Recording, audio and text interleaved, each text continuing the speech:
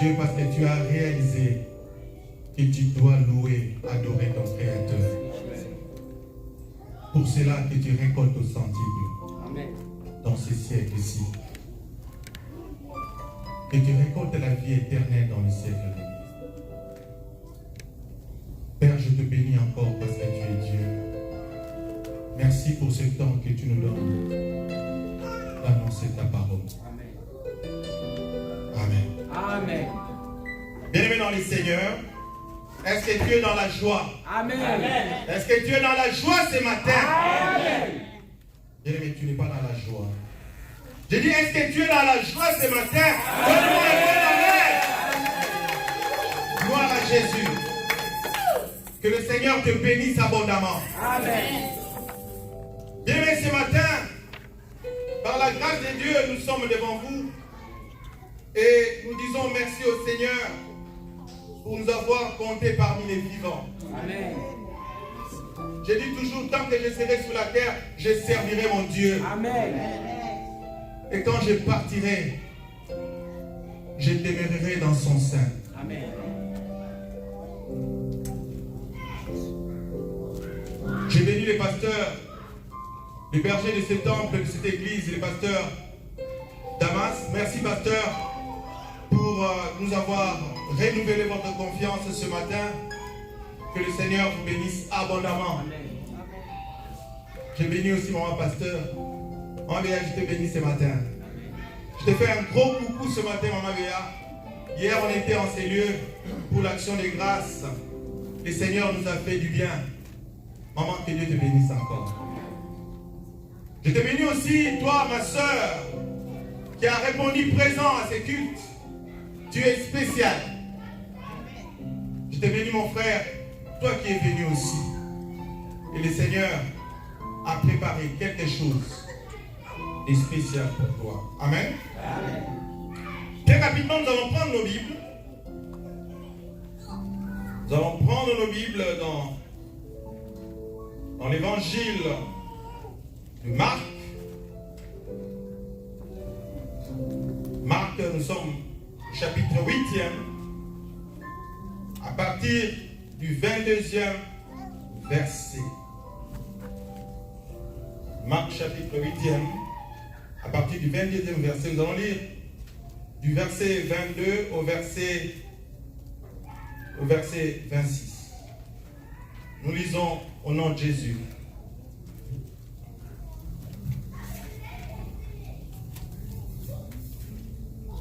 Ils se rendirent à Bethsaïda, on lui amena un aveugle et on les supplia de le toucher. Verset 23. Il prit l'aveugle par la main et le conduisit hors du village.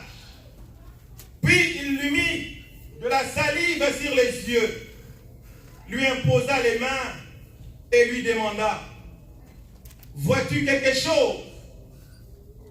Il ouvrit les yeux et dit: je vois des hommes, mais comme des arbres, et ils marchent. Jésus mit de nouveau les mains sur les yeux, et quand l'aveugle regarda fixement, il était rétabli et voyait tout distinctement. Alors Jésus le renvoya dans sa maison en disant, ne rentre pas au village. Amen, amen. Amen. Bien, mais le thème que je vous propose ce matin s'intitule « Alors l'aveugle vit clair ». Alléluia. Amen. Alors l'aveugle vit clair.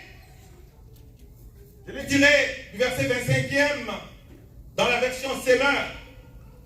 Si vous avez la version Semeur, bien aimé, on a écrit « Alors celui-ci vit clair ». Celui-ci, c'est l'aveugle. Bien aimé, je voudrais que tu répètes avec moi. Alors l'aveugle vit clair. Alors l'aveugle vit clair. Bien aimé, ce matin, Dieu voudrait que tu puisses voir clair. Amen. Parce qu'il y a beaucoup de flou qui a duré dans ta vie. Il y a des domaines qui sont encore flous. Et Dieu m'a dit de t'apporter cette parole. Il nous arrive d'avoir le choix entre plusieurs messages que nous avons au devers de nous. Mais lorsque nous prenons celui-ci, le Seigneur dit pas ça. Et en dernière minute, le Seigneur m'a dit, le peuple voit flou. Alléluia.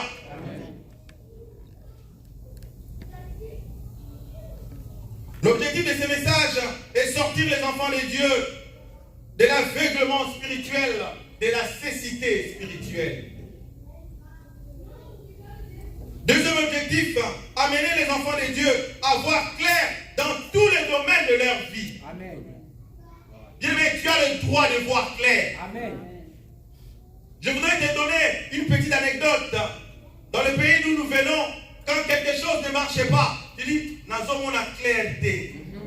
Alléluia. Amen. Ces fiançailles ne sont pas claires. Ce mariage n'est pas clair. Le boulot auquel on m'a amené n'est pas Clair. bien aimé, n'est pas Clair. Tu dois voir clair. Amen. Quand quelqu'un t'appelle au téléphone, tu arrives quelque part, il dit allons comme ça, rentrons comme ça, tu ne vois pas clair, tu dois te questionner. Beaucoup d'enfants de Dieu ne voient pas clair dans leur vie.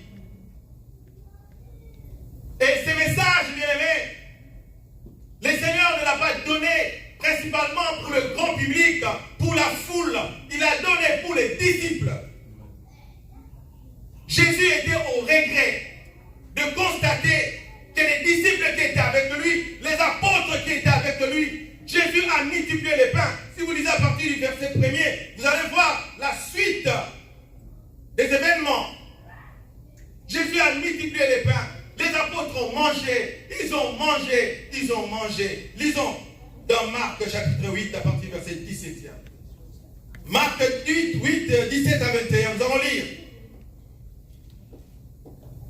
Pour comprendre le contexte dans lequel ces miracles a eu lieu. Verset 17, Jésus s'en rendit compte et leur dit, pourquoi raisonnez-vous parce que vous n'avez pas de pain? Vous ne saisissez et ne comprenez pas encore? Avez-vous le cœur endurci? Vous avez des yeux et vous ne voyez pas. Alléluia. Amen. Vous avez des yeux et vous ne voyez pas. Vous avez des oreilles et vous n'entendez pas. Ne vous rappelez-vous pas? Lorsque j'ai rompu les 5 pains pour les 5000 hommes, combien de paniers pleins de morceaux vous avez emportés? 12 lui répondirent-ils, verset 20. Et quand j'ai rompu les 7 pains pour les 4000 hommes, combien de corbeilles pleines de morceaux avez-vous emportés? 7, dirent-ils, verset 21. Et il leur dit, ne comprenez-vous pas encore? Alléluia. Amen. Au fait, les apôtres étaient partis avec Jésus. Ils ont oublié d'apporter le pain. Et ils ont commencé à murmurer. Ils ont commencé à se soucier parce qu'ils n'ont pas apporté du pain. Alors qu'ils étaient avec l'homme qu'on appelle le pain de vie.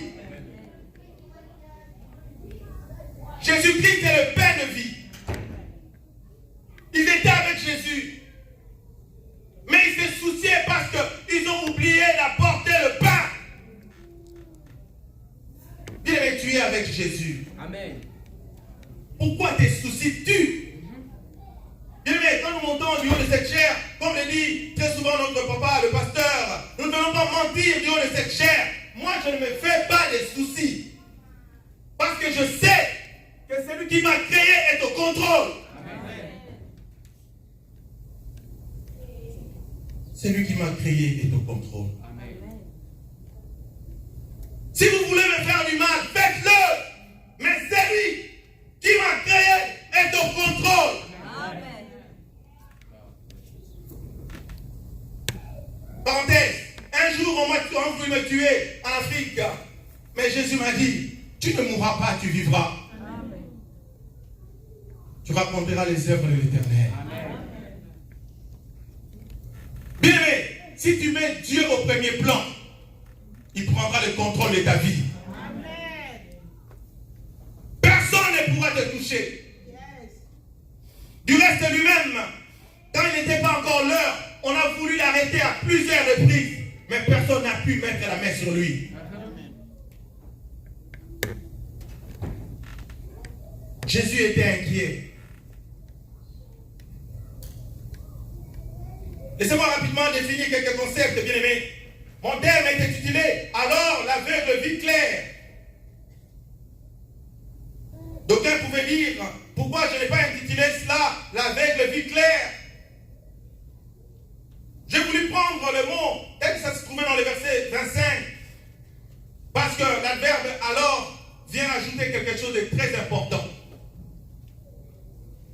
Alors, qui est un adverbe de temps, signifie ici, dans ces cas, il exprime une conséquence. Alléluia. Amen. Alors, l'aveugle vit clair. L'aveugle vit clair parce que Jésus l'avait touché. Amen. Il n'avait pas vu clair de lui-même. Et qu'est-ce que signifie un aveugle? L'aveugle vient du latin ab oculis, qui signifie sans yeux, sans lumière. L'aveugle, c'est quelqu'un qui est privé du sens de la vie. En parlant d'une personne ou d'un animal. L'aveugle, c'est aussi une personne qui agit ou paraît agir sans aucun discernement. Alléluia. Bien, vous devez avoir les discernements dans votre vie. Si vous agissez sans discernement, tu deviens comme un aveugle. D'aucuns disent, tu marches et qui Alléluia. Amen. Il y a un trou ici, toi tu marches comme s'il n'y avait pas de trou.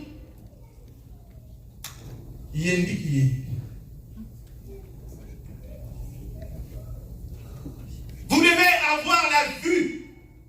Ne marchez pas comme des aveugles, bien-aimés. Un chrétien doit contrôler son corps, son âme et son esprit. Les choses ne doivent pas te surprendre, bien-aimé. Si tu deviens l'intime de Dieu, Dieu commencera à te parler des choses qui vont se passer dans un mois dans ta vie. Amen. Amen. Tu commenceras à prendre des décisions avec lui. Tu apprendras que quelqu'un a voyagé, il est parti, arrivé là-bas, il est mort, arrivé là-bas, il s'est blessé, arrivé là-bas, il est tombé gravement malade, parce qu'il n'avait pas de discernement.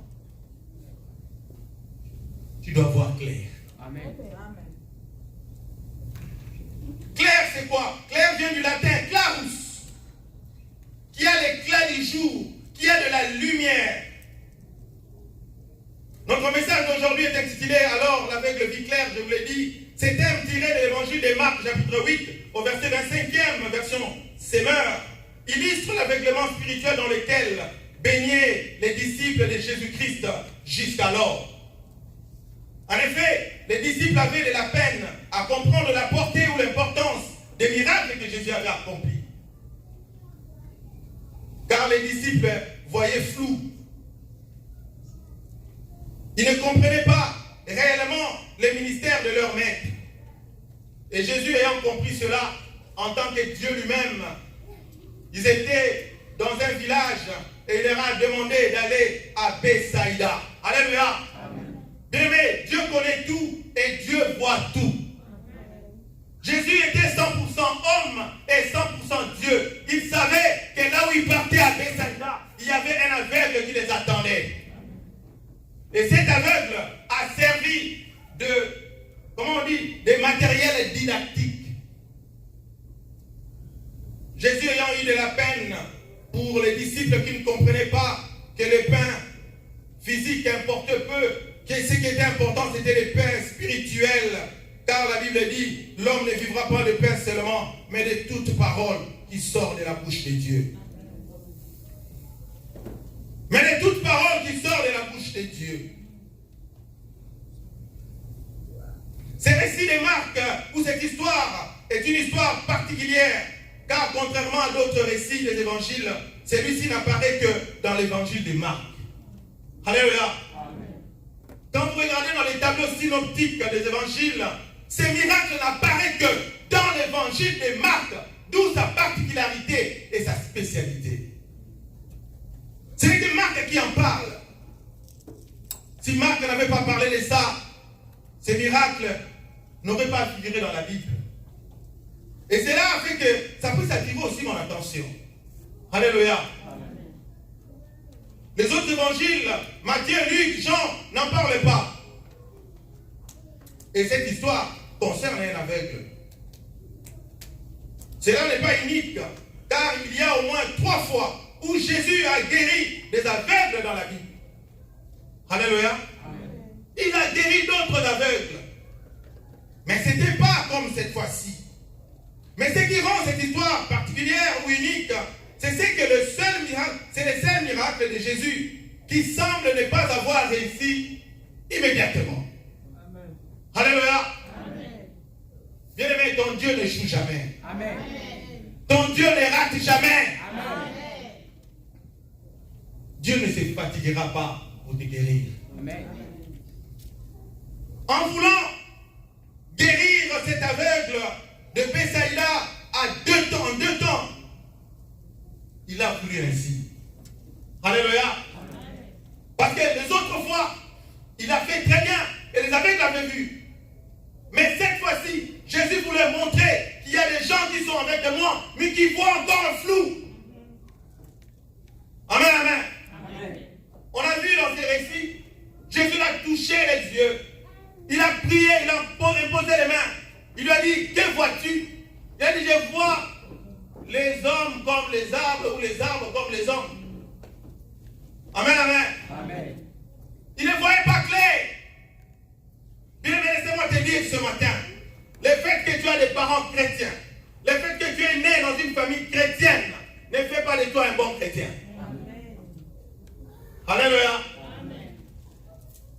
Bethsaïda, c'est quoi? Bethsaïda, c'est une localité qui était connue dans la Bible. Au bord du lac Tibériade. Bethsaïda, c'était la ville ou la localité, le village de résidence de Pierre, de son frère André, de Jean, de Jacques, de Nathanaël, de l'apôtre Philippe. Donc, Bethsaïda était un village qui avait les serviteurs de Dieu. Bethsaïda avait la grâce d'écouter la parole de Dieu. Amen. Mais malgré cela, de Bethsaïda est sorti un aveugle. Amen, amen. Bien-aimé, malgré que nous venons tous les dimanches ici, malgré que tu es chrétien né de nouveau de l'Esprit de Dieu, mais le Seigneur m'a dit que tu es encore aveugle. Ou alors du moins, tu vois encore flou dans certaines choses. Mais aujourd'hui, tu verras clair. Amen. Dieu veut que tu puisses voir clair dans ton mariage. Amen. Dieu veut que tu puisses voir clair dans ta progéniture, dans tes enfants. Dieu veut que tu puisses voir clair dans tes projets. Combien de fois ne te dis pas que je suis ici aux États-Unis, mais je ne vois pas clair. Ce n'est pas encore clair. Tu as des diplômes, mais tu ne vois pas clair. Mais Dieu fait que tu vois clair ce matin. Ils arrivèrent à Bethsaïda, Marc 8, 22. On amena un aveugle à Jésus et on le supplia de le toucher. Oh, j'ai aimé ce verset. Je parle ici de la procédure de la guérison de l'aveugle. Bien, mais on dit on amena un aveugle. Je me suis dit, qui a amené cet aveugle? Alléluia. Je me suis posé cette question. Qui a amené cet aveugle? Mais on a dit c'est on. Alléluia. On c'est qui? Je ne sais pas. Peut-être c'était une personne. Peut-être c'était une foule de gens. Peut-être c'était un groupe de gens. Peut-être c'était une famille. Peut-être c'était une maman. Peut-être c'était un papa. Mais on a dit que c'est on qui l'a amené. Alléluia. Amen. On amena à Jésus un aveugle. Oh, ça devient intéressant. Et la personne qu'on a amenée à Jésus ne voyait pas. C'était un non-voyant. Et c'est qui a aussi attiré mon attention. On dit, on le supplia de le toucher. Alléluia. Bien aimé, on a supplié Jésus de le toucher. Aujourd'hui, Jésus arrive partout au monde par la parole de l'évangile, par sa parole qui est prêchée au travers le monde entier. Mais malheureusement, les gens commencent à s'habituer à la parole de Dieu. Les gens aiment écouter la parole de Dieu à l'église, mais quand ils rentrent à la maison, ils zappent, ils zappent, ils zappent. Quand on voit un prédicateur, on les zappe. Quand on voit les pasteurs Damas prêcher, on les zappe. Quand on voit le message de l'évangile c'est David, on les zappe. Zappe, zappe, zappe, zappe. Les gens zappent. Ne me zappez pas, s'il vous plaît. Ne me zappez pas. Il faut écouter jusqu'à la fin.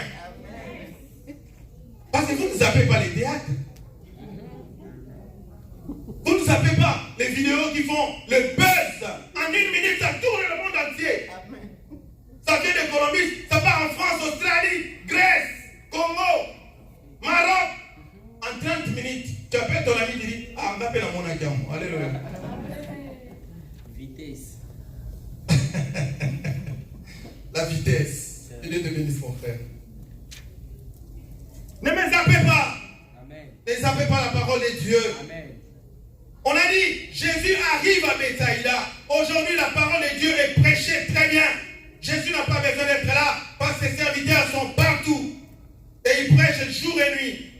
Alléluia. Mais on nous dit, on le supplia de le toucher.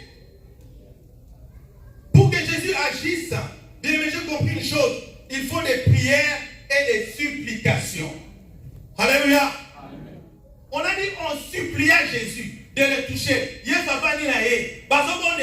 Jésus, est-ce que tu peux toucher cet aveugle? Jésus, s'il te plaît, est-ce que tu peux toucher cet aveugle? Je pense qu'il y avait quelqu'un qui était violent. Il dit, Jésus, au monde entier, avec Lazare. Et c'est vous, Amen.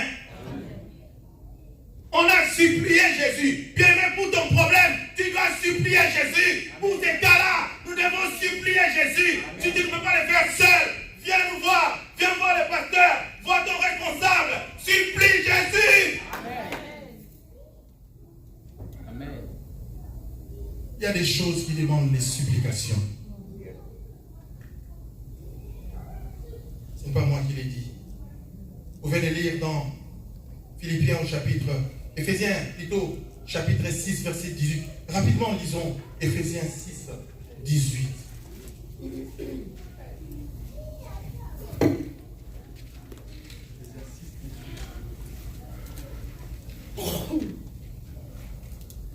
Éphésiens chapitre 6, verset 18, nous lisons rapidement.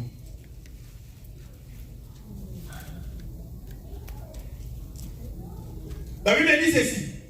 Priez en tout temps, par l'Esprit, avec toutes sortes de prières et de supplications. Alléluia.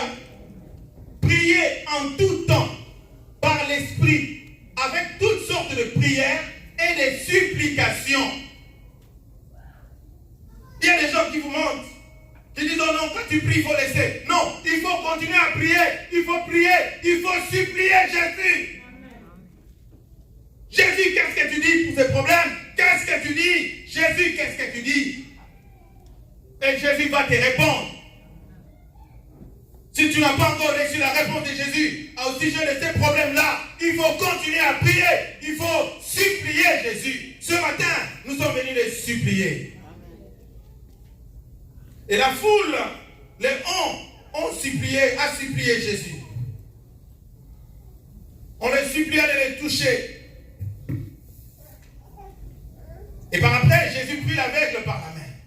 Alléluia. Amen. Après les supplications, Jésus va te prendre par la main. Bien aimé, prendre un enfant par la main, c'est une attitude d'amour. Alléluia. Amen. Quand vous marchez avec un enfant, ne laissez pas se trimballer. Alléluia. Amen. Il faut les prendre par la main. Alléluia. Quand vous prenez un enfant par la main, ça donne la sécurité, ça donne l'assurance. Bien aimé, ce matin, Jésus te prend par la main. Amen. Parce que tu es son enfant. Amen. Parce que tu es cher à ses yeux. Amen. Quand on te prend par la main, tu es sûr maintenant. Et d'ailleurs, il y a une expression française que j'aime qui dit, il est entre les bonnes mains. Amen, amen. Amen. Tu pars au travail, tu laisses tes enfants où? Entre les mauvaises mains? Il faut les laisser entre les bonnes mains. Amen. Mais avant de les laisser entre ces bonnes mains-là, il faut les laisser entre les mains de Jésus. Amen. Tu dis, Seigneur, moi je pars au travail, que je ne m'inquiète pas. Seigneur, prends soin de mes enfants. Amen. Amen, amen. Amen. Et tu vas aller tranquille. Aucune chose mauvaise ne leur arrivera. Amen. Parce que tu as la foi. Amen. Jésus prie l'aveugle par la main.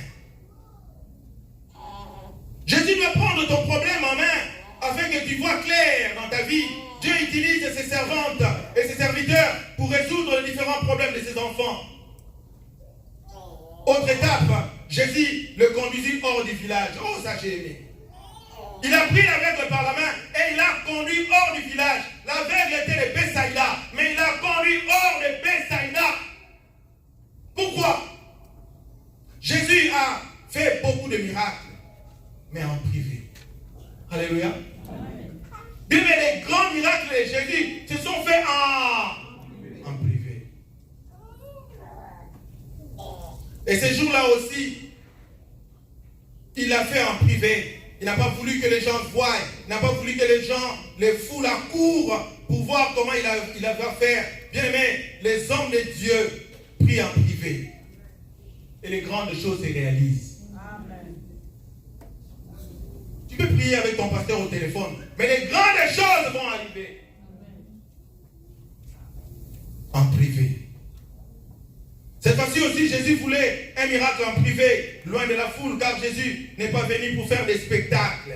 Amen. Amen. Jésus ne faisait pas des shows. Venez, vous allez voir, les aveugles vont voir, les estropiés vont marcher. Alléluia. Oh. Non, bien-aimé. Amen. Bien-aimé, Jésus fait les grandes choses en privé. Il y a des gens qui croient que lorsque nous prions doucement, rien ne se passe. Il y a des choses qui se passent. Amen. Et nous voulons que Dieu soit seul glorifié. Amen. Quand je prie pour quelqu'un, je dis, Seigneur, toi glorifie-toi. Comme Jean a dit, il faut que je diminue afin que Christ croisse. Alléluia.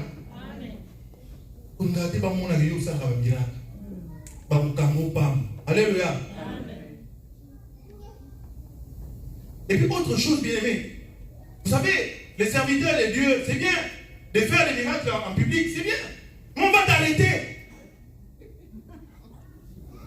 Et, mon Dieu, à combien ça va faire?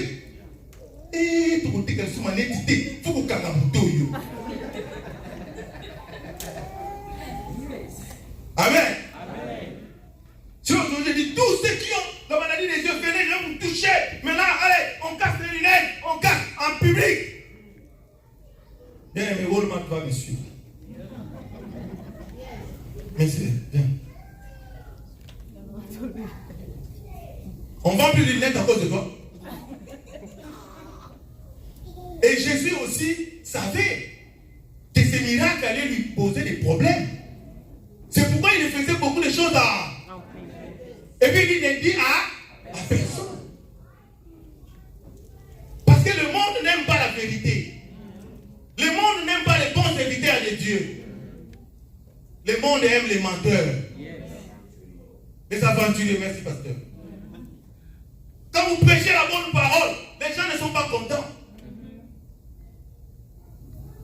Alléluia. Amen. Jésus le conduisit hors du village. L'église doit savoir qu'elle gère les vies des gens. Elle n'est pas tenue à faire tout en public. Non. Il y a des choses qui se passent en public, mais il y a aussi des choses qu'on gère en secret. Alléluia. Amen. Il y a un homme dans la Bible qui s'appelle Nicodème. Il a vu Jésus la nuit. Jésus a dit que tu es ici. La nuit. Bien aimé, il faut bien prier la nuit. Amen. Pour que tu vois la gloire de Dieu le jour. Amen. Tout ce que tu vois le jour, c'est la conséquence de tes prières de la nuit. Amen.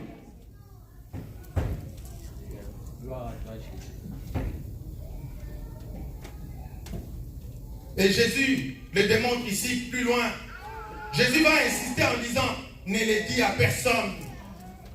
En fait, quand Jésus a dit, ne rentre pas au village, dans les manuscrits anciens, c'était, la traduction c'était, ne dis à personne. Alléluia. Parce qu'il y a une contradiction si vous lisez ces derniers versets. Il a dit, Jésus le renvoya dans sa maison. Mais il lui dit encore, ne rentre pas au village. Alléluia. Amen. Or, nous savons que la maison était au village. Vous ne pouvez pas rentrer à la maison sans rentrer au village.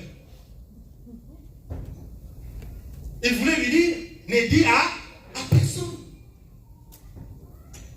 Bien aimé, quand on prie pour toi, garde ça secret. C'est bien de garder certaines choses en secret. C'est pour ton bien, c'est pour aussi le bien du serviteur de Dieu. Amen, amen. Amen. Souvenez-vous, en guise d'exemple, Jésus chassa tout le monde hors de la chambre avant de ressusciter la fille de Jairus. Amen, amen. Amen.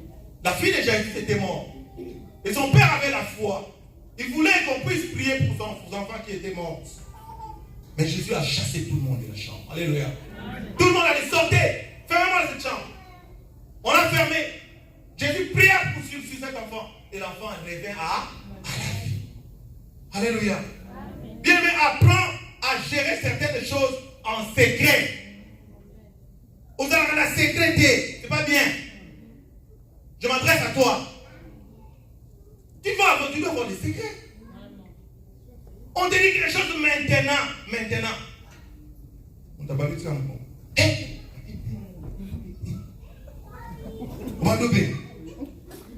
Tu sais, hein?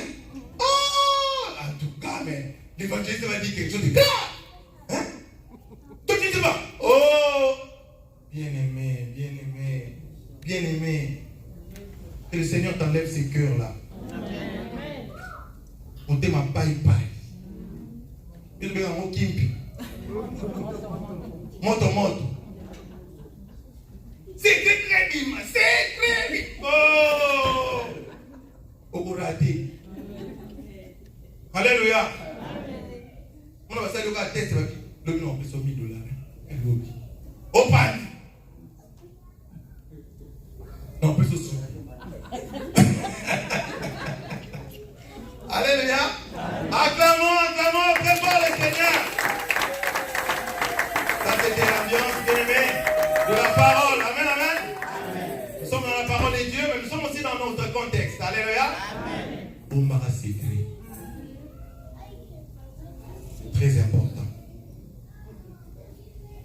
Autre étape. Avant d'arriver là, la Bible dit Jésus est la lumière du monde. Il est venu donner la lumière à ces aveugles. Et ce matin, il est venu nous donner la lumière afin que le flou se transforme en clarté. Ensuite, nous avons vu Jésus lui mit la salive aux yeux. À l'époque, la salive était utilisée comme médicament. Alléluia. Pour les gens qui souffraient des yeux, on appliquait la salive dans les yeux. Et Jésus l'a fait pour se conformer à cette pratique. Mais il n'avait pas besoin de le faire. Mais l'aveugle, si. L'aveugle, comme il était de cette époque, pour augmenter sa foi, il avait besoin qu'on lui mette la salive aussi. Alléluia. Amen. C'est pourquoi Jésus l'a fait. Mais tout de suite après, vous avez vu, Jésus l'a touché. Jésus a touché ses mains. Ce qui était important, c'est le toucher de Jésus. Amen. Bien aimé, que Jésus te touche ce matin. Afin que tu vois clair dans tous les domaines de ta vie. Au nom de Jésus. Au nom de Jésus. Tout doit être clair maintenant. Pas de flou. Bien aimé, s'il y a une chose qui est exécrable, qui est mauvais pour les conducteurs, pour les gens qui conduisent la voiture, c'est le brouillard. Alléluia. Amen.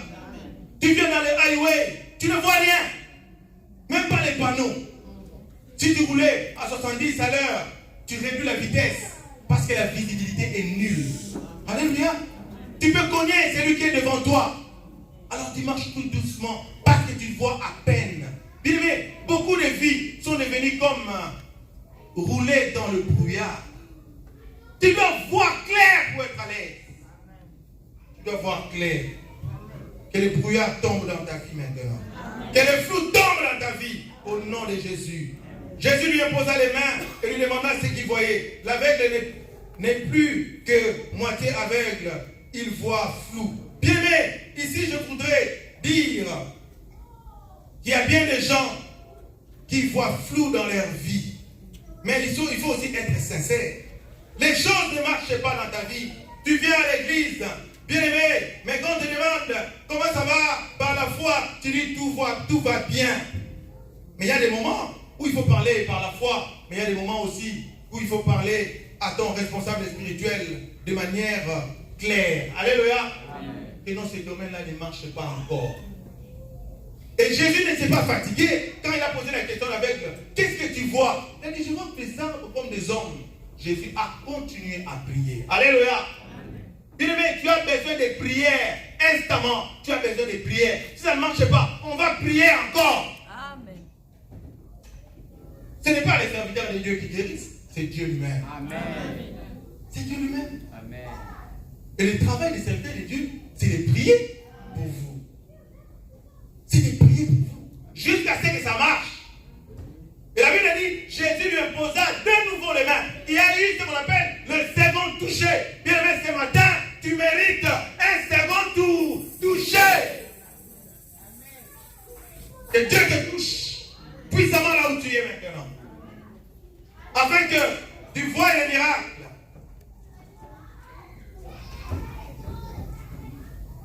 Jésus lui mit de nouveau les mains sur les yeux. Bien-aimés, pour ces cas-là, nous prierons toujours. Nous prierons toujours. Dieu t'a béni, c'est vrai. Mais il faut que tout soit clair dans ton travail. Dieu t'a donné des fiançailles, c'est vrai. Mais il faut que le flou soit ôté de tes fiançailles. Dieu t'a donné le mariage, c'est vrai. Mais il faut que le flou sorte de ton mariage. Dieu t'a donné le travail, c'est bien. Mais il faut que le flou quitte. Amen. Bien aimé, parce que ce matin, si tu interroges Dieu, tu dis, Seigneur, qu'est-ce que je devais être présentement? Peut-être que tu serais étonné. Jésus pouvait te dire que tu devais être un grand serviteur de Dieu. Tu devais être un grand homme d'affaires. Tu devais être un ministre quelque part. Tu devais être un juge quelque part. Tu devais être. Mais les enfants de Dieu ne le deviennent pas parce qu'ils vivent dans le flou. Alléluia. C'est pourquoi la Bible dit prier sans cesse. Proverbe 10, 22 nous dit, c'est la bénédiction de l'Éternel qui enrichit. Il ne la fait suivre d'aucun chagrin. Bien aimé, s'il y a encore des chagrins dans ce domaine-là, c'est qu'il y a le flou. Amen. Quand tu as besoin d'un stylo, tu dois avoir acquérir un stylo qui écrit bien. Si tu n'en écris pas bien, tu le jettes. Alléluia. Tu prends un autre. Quand ça écrit, c'est bon. Jésus veut que ta vie soit une vie abondante. Le Bible dit, le voleur ne vient que pour dérober, venger et détruire. Mais Jésus est venu afin que tu aies la vie et que tu aies en abondance. Est-ce que tu vis une vie abondante? Conclusion. Jésus a guéri cet aveugle progressivement. Dieu ne fait pas un travail à moitié. On a prié pour toi. Bien aimé, cette prière continue d'agir. Alléluia. La prière qu'on a faite pour toi il y a 2 ans, ça continue d'agir dans ta vie. À moins que toi-même, tu décides de t'écarter de Dieu. Mais sinon, la prière n'expire pas. Jusqu'à ce que tu vas quitter cette terre. Amen, amen. Les offrandes, les libéralités, les dîmes que tu donnes, crie encore auprès du Seigneur. Jusqu'à ce que tu vas quitter cette terre des hommes.